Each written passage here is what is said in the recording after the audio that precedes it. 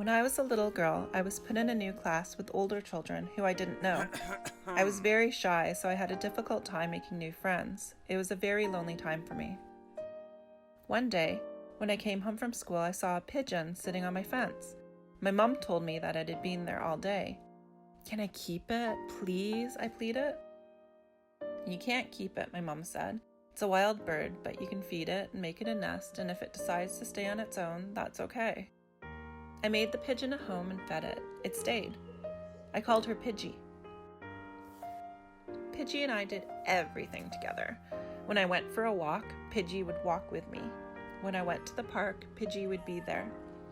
If I went on an adventure, Pidgy would come along. If I was sitting in the backyard, Pidgy would be sitting with me. Pidgy was always with me. But that was a problem. Pidgy wanted to always be with me, even when I was at school. When I was in school, Pidgy would always find a way in and look for me. My teacher, Mr. Cole, hated pigeons, especially Pidgy. He told me to get rid of the pigeon. I explained to him that she was a wild bird and I couldn't control what she did. Mr. Cole did not like that answer. He just wanted Pidgy gone. So he called animal control. Animal control were not willing to help him. "We are not coming to the school to remove a wild pigeon," they told him. This made Mr. Cole angrier. Every day, Pidgy would come to the school, and every day I would get in trouble. Mr. Cole was getting the other teachers on his side by this point.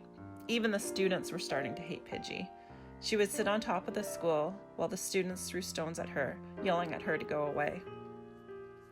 One day, a girl I knew from a different class ran into my classroom crying. She told me that Mr. Cole had killed Pidgy. Her teacher had complained to Mr. Cole that Pidgy was sitting on her windowsill, so he came to the class and hit the pigeon with a ruler. She made a horrible noise apparently, then fell to the ground.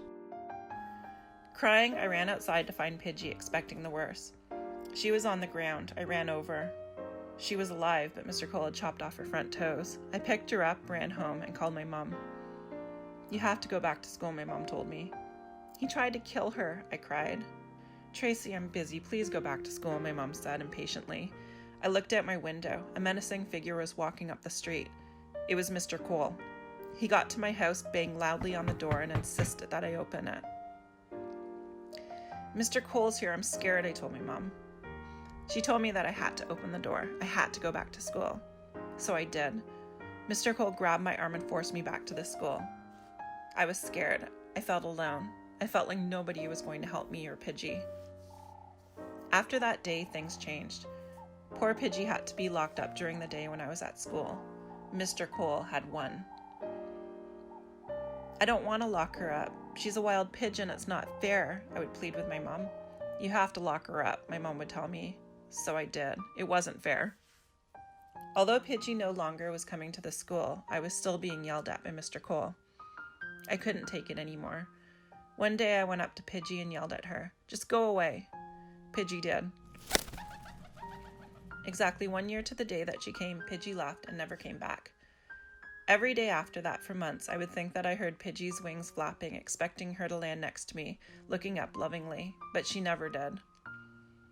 My life changed after that. I no longer got in trouble. I began to make friends. I got on with my life without my little pigeon friend. But I also learned a valuable lesson. I felt so much guilt for how I had treated Pidgy. She was such a loyal little bird who gave me nothing but love, but I had treated her really badly. I swore that I would never do that again, and that I would always fight for what I believed in, no matter how difficult it was.